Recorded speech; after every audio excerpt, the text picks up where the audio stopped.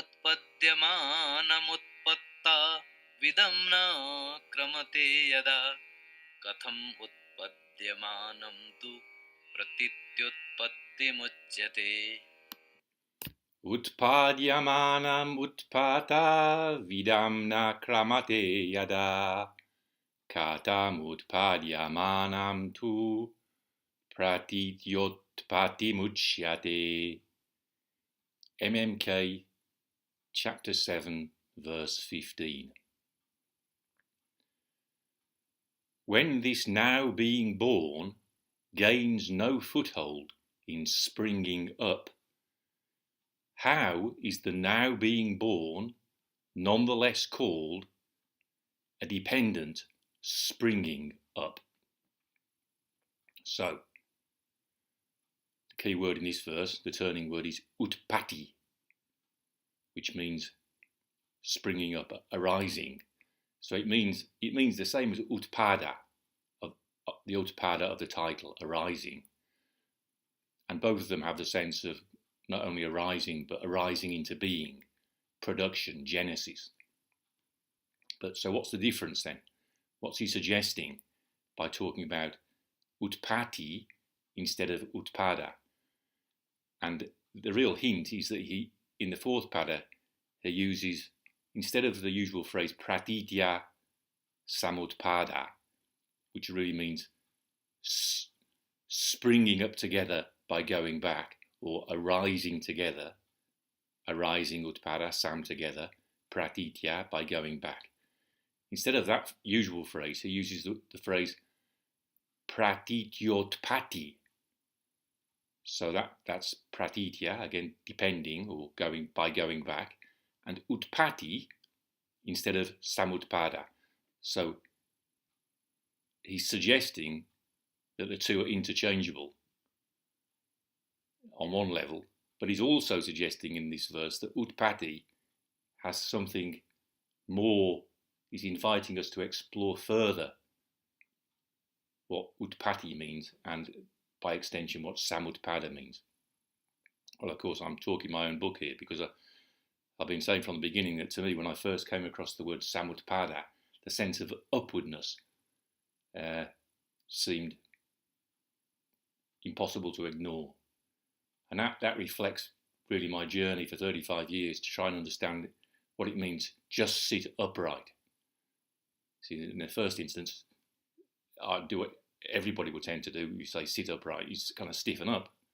That's the wrong kind of up. Stiffening up is actually going down. That's the irony which really the Alexander work shines a spotlight on like nothing else. The irony that trying to be right, trying to be upright, makes us wrong and takes us down.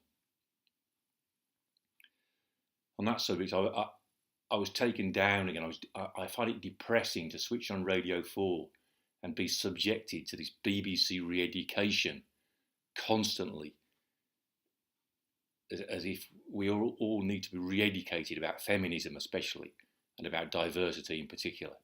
And the great British public is responding, as reflected on the news. The listenership of the Today programme in the last year has gone down by 350,000. So people are speaking with their off buttons, and I am as well. I can't hardly bear to listen to Radio 4, which I used to love listening to. And the reason, you idiots at the BBC, is people don't want to be lectured about feminism especially. Now, I was reflecting on it. I've got, if you hear me talk about my 4 Alexander teachers that especially taught me the meaning of utpatti, springing up, 2 of them were the co-heads of training at the school I chose. That's Ray Evans and Ron Collier. And the 2 others I sought out for their understanding and for their wisdom. One was Marjorie Barlow, who was Alexander's niece, and one was Nellie Ben-Orr. So, I tick the box of political correctness, don't I, BBC? I'm sure you want to give me a medal. I've got the 4 Alexander teachers I revere. I've got an agenda balance. But there's no way in which I chose Marjorie Barlow and Nellie Ben-Orr because they're women. I chose them because I intuited that's how I was going to deepen my understanding. Whereas feminism, you're affirming women because they're women. It's exactly what Nāgārjuna is criticising in the previous chapter by saying, in search of oneness, you're pursuing separateness more and more. It's exactly the same situation.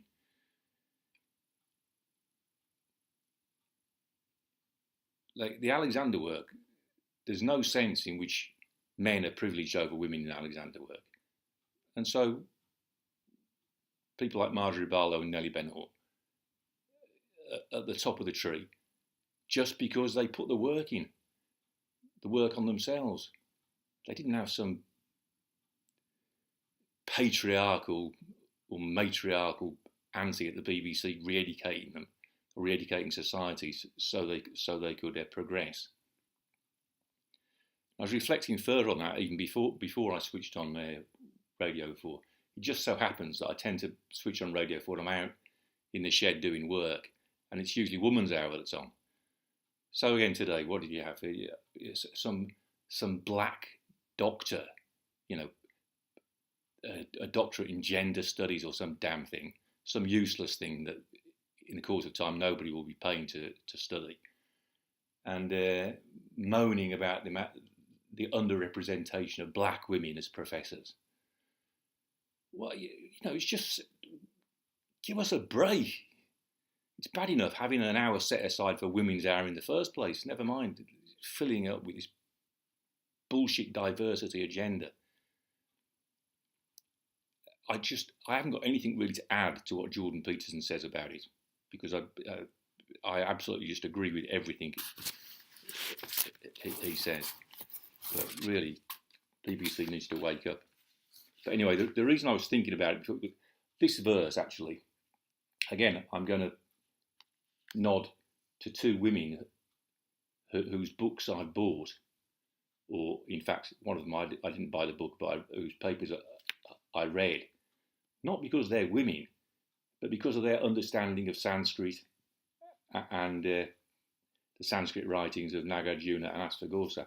So the first one is Linda Coville, who's got a PhD at Oxford University, and this was her PhD thesis, a metaphorical study of Soundarananda. I really liked Linda Coville's translation of Soundarananda, which together with E.H. Johnson's original translation, together they're a big help to me in studying Sanskrit in the first place. But this metaphorical study of Soundarananda has got 7 chapters. Chapter 1, conceptual metaphors. Chapter 2, sources and stories. And then the metaphors, so the first 2 are more introductory.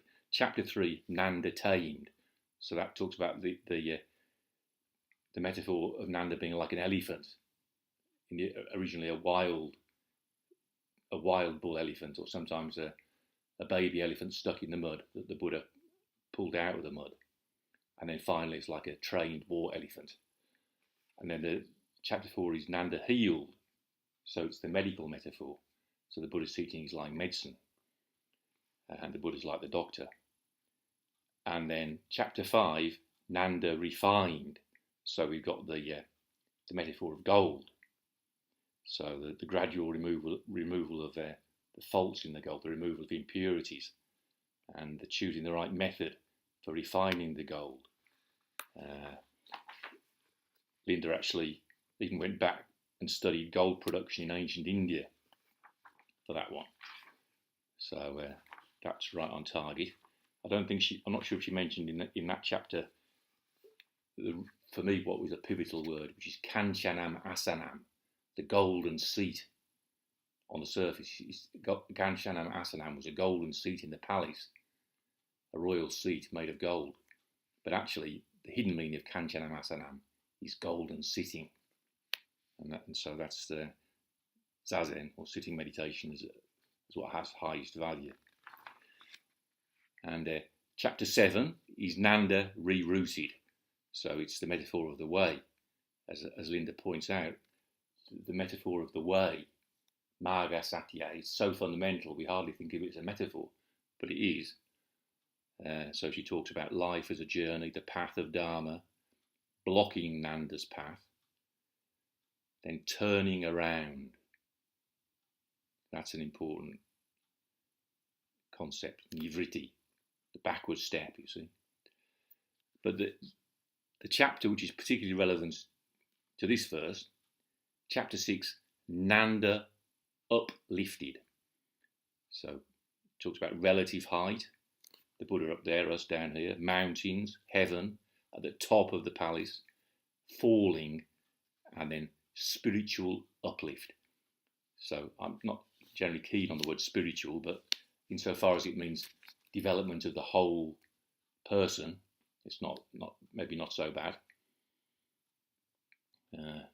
There's the word brahmacharya, which is usually translated as spiritual development, which in the first instance I didn't like, because in Nishijima Roshi's teaching, to be spiritual is to be avoided. To be real is the point, not to be spiritual.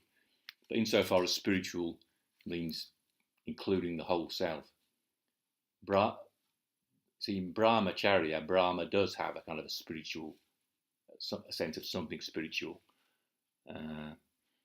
So spiritual development is not such a bad translation after all.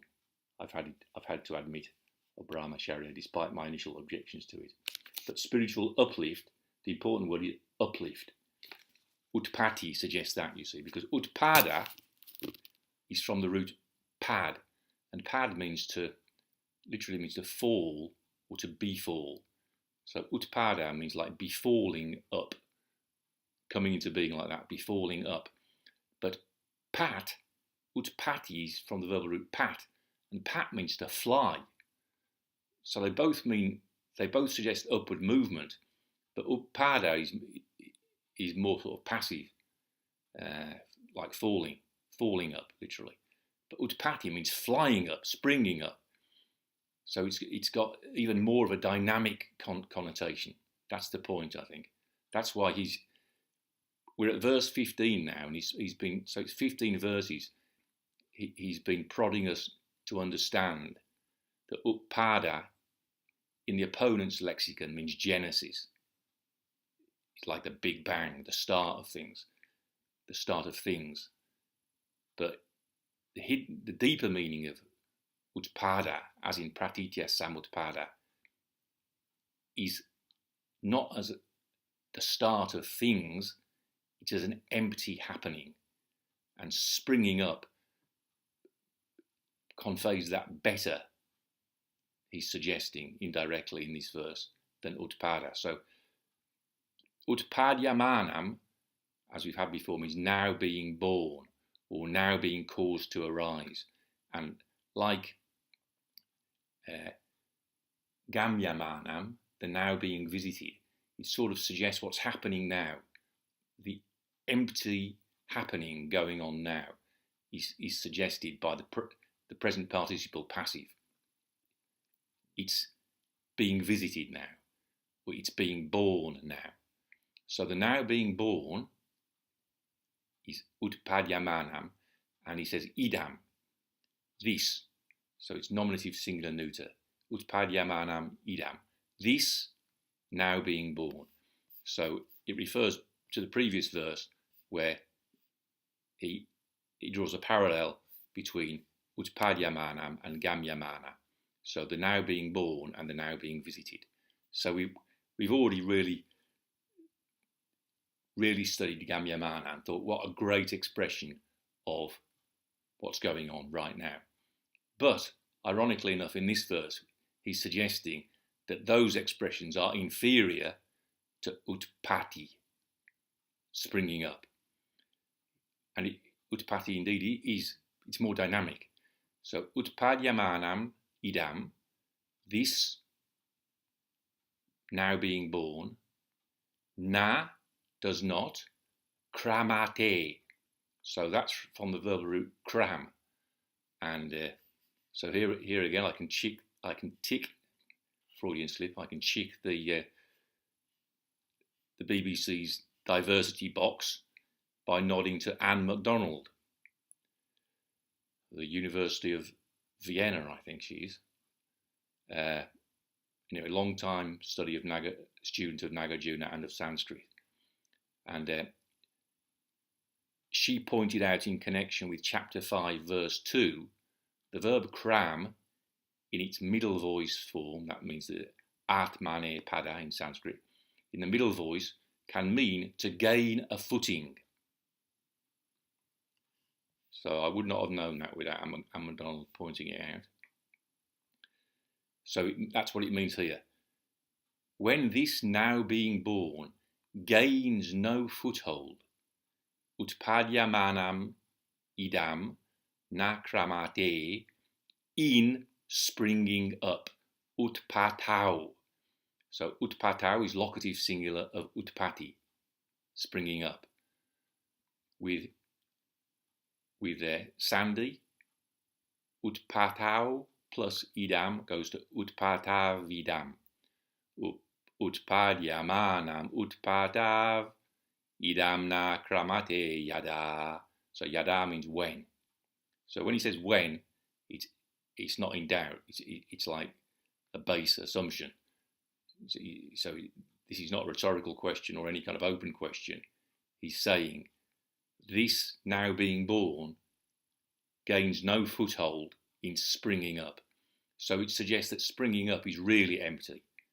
Now, what you can gain a foothold in is usually something solid. Like if you're climbing a rock, you want to gain a foothold, not in something that's going to slip away out of your grasp, but something that you can put your foot in and it's going to, it's got that solidity. So gaining a foothold suggests relying on something whose existence you can rely on. But springing up is most certainly not like that. Springing up is an empty happening. That's what it's emphasizing. Utpadyamānam utpattāv, idaṃ na kramate yadā. When this now being born gains no foothold in springing up, then the question, how, katham, utpadyamānam, the now being born, to, but nonetheless, pratītyotpattim, we had before, dependent springing up, ucyate, is called. Katham utpadyamānam tu pratītyotpattim ucyate. How is the now being born nonetheless called a dependent springing up? How, katham, is the now being born, utpadyamānam, nonetheless, to, called, ucyate, a dependent, pratitya, springing up, utpatti. Katham utpadyamānam tu pratītyotpattim ucyate. How is the now being born nonetheless called a dependent springing up? So last night as I was sitting before I went to sleep, this phrase dependent springing up, I was thinking about in connection with the verse, was it verse 13? No, verse 12, where he says,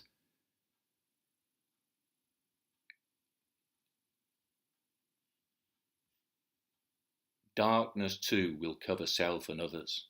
Tamopi sva paratmanau chadishyati. No doubt, asamshayam.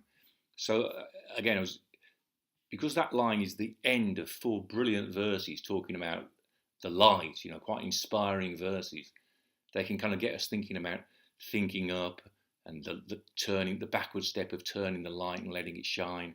And it's all, you're kind of up and up and up and thinking about light, and then he sort of kind of hits you with, and darkness will cover self and others as well. And it kind of brings you back to the root of the tree, getting carried away with the blossoming, beautiful green leaves and the fruit that you can eat and the sense of going up and the physicality of the tree. in the reality of space and all those things. But don't forget about Jung's point. The reality of the tree is dependent on the roots, kind of seeking out the shit and the being supported by that network of what they call it, the wood wide web of fungi down there, all the decaying dead matter of the forest that's down there in the darkness. That's what Jung's point is, that the reason people aren't enlightened is because they don't like to take ownership of all that shitty stuff. So I was reflecting on that, thinking, okay, then, well, so what does it mean? And when I sit in Zazen,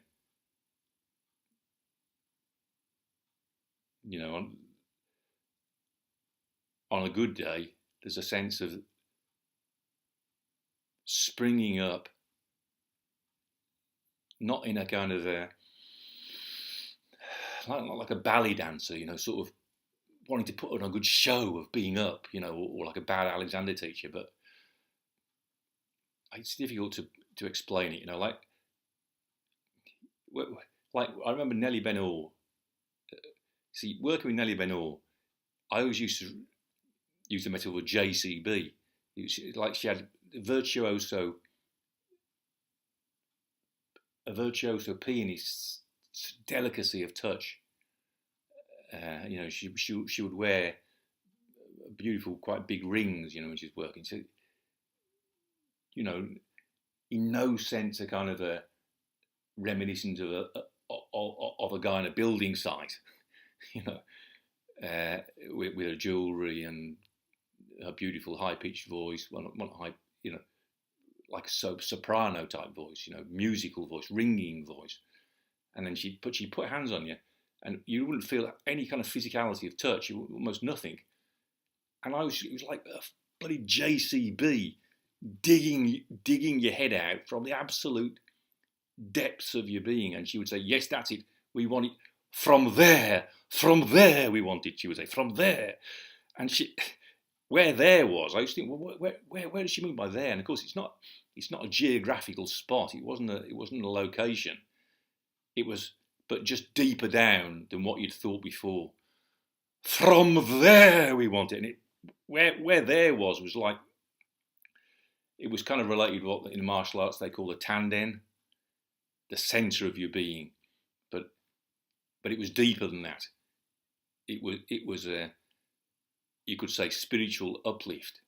So it was spiritual demolition by a JCB, more like it. It was like, get out of the bloody way, because it's from there we want it. And then she take you out of the chair. Totally impossible to put into words. In fact, it reminds me of another story Nellie used to tell about Patrick MacDonald. Although somebody did write up Patrick MacDonald's notes that were found in a drawer somewhere and made it into a book called The Alexander Technique as I See It. Nellie told the story that someone said to Patrick MacDonald and asked him about writing a book while he was, as usual, working, taking people up. Take the bugger up, he used to say. Take the bugger up. Well, so he was teaching his student teachers how to take buggers up. And when somebody mentioned about the possibility of writing a book, he said, how can you write this in a book? So in a way, that's part of my inspiration for doing these videos, I tried writing lots of footnotes 2 years ago when I did the first draft of this, like I did with the Shobogenzo translation, try to open it up by showing my working in the footnotes. But in fact, footnotes is not really a good way of showing my working. So that's why I thought fronting up in front of the webcam might be a more exploratory way of doing it. And so yesterday, when I was writing up the translation with the various hidden meanings of 713, I thought, well, I stopped worrying about it. Like, should I say janayate? Janayet? Is it better to call it? I wrote cause one's own breathing to develop, cause its breathing to develop, cause one's own breathing to develop. Its or one's, which is better? Then is it better to say cause one's own person to develop, or should I have said cause one's own self to grow? And so if your aim is to make the definitive translation and maybe win some prize because you've done such a beautiful piece of work, then it's worth kind of worrying about, is it better to say grow or develop? Is it better to say, which one is going to inspire people more, which people are going to appreciate more? Then I thought, well, to hell with that. That is really the job of a jeweller, to put the beautiful thing in the shop window where people will, really admire it. But I think my job is more at the level of the JCB and the shovel and the spade and the shit. But anyway, I'm digressing. The story I was going to tell about Nelly is, not being a sort of contrived balletic show of looking up, but actually of going up from the darkest depths of one's being. And that somehow reminded me of when she was talking about these opera singers, the old style opera singers, who I think it was bel canto, is it? But the one she appreciated anyway, they just stood there, boom, and belted it out with no kind of no kind of theatricality or moving about or being actors, just old style opera singers who would just boom out, just stand there, owning the stage, and from the centre of themselves, boom out in a great big voice, and it somehow relate with that, not poncing about, making a show of being up, but really springing up from the depths of what one understands and the work, the deep work that I can't explain.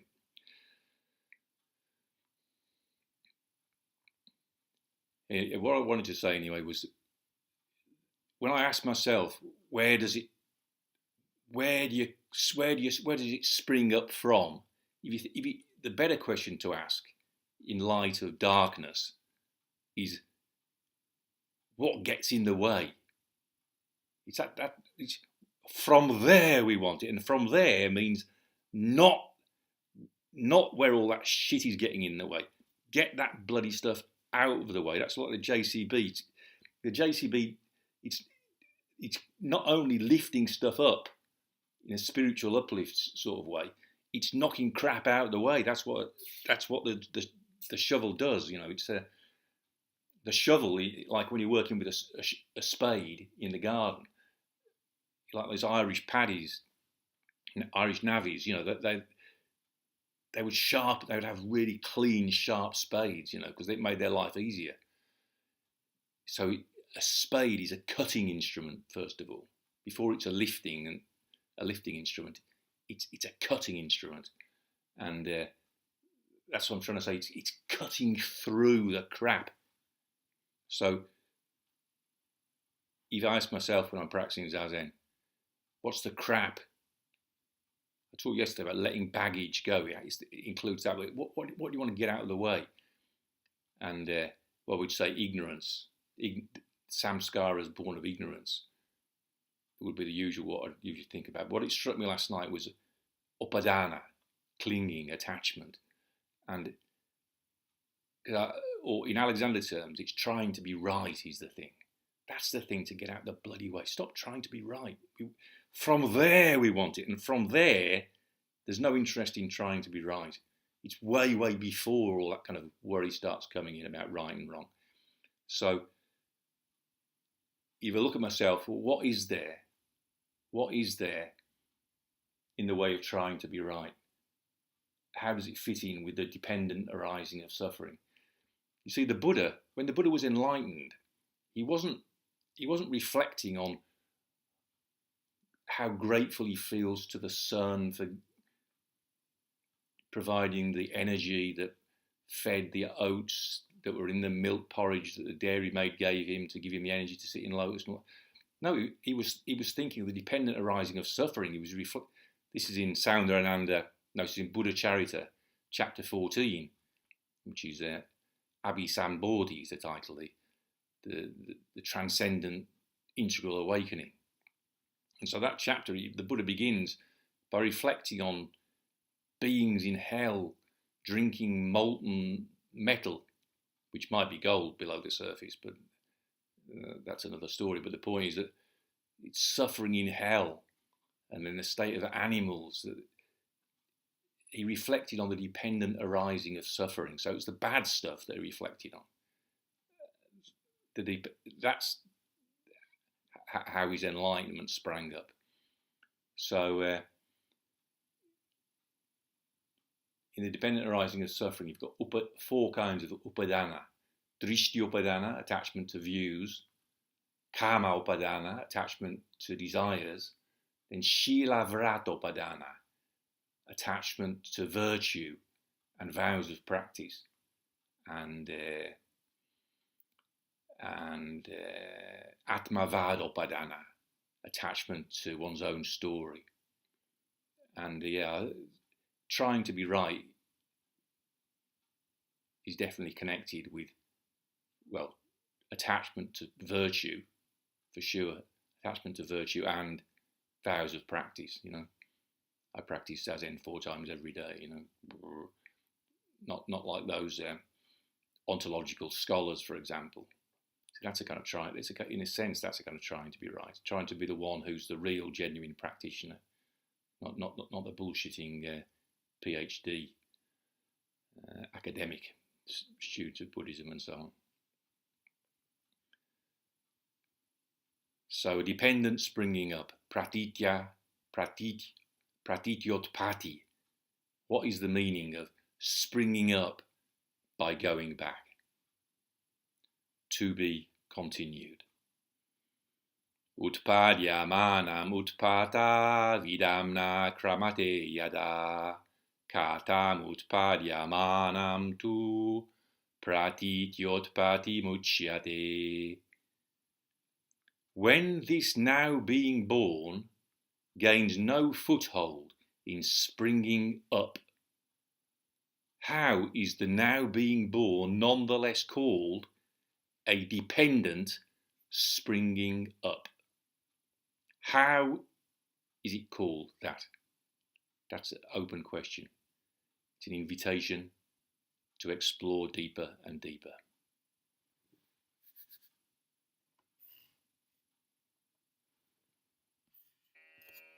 utpadyamānaṃ utpattāv idaṃ na kramate yadā katham utpadyamānaṃ tu pratītyotpattim ucyate.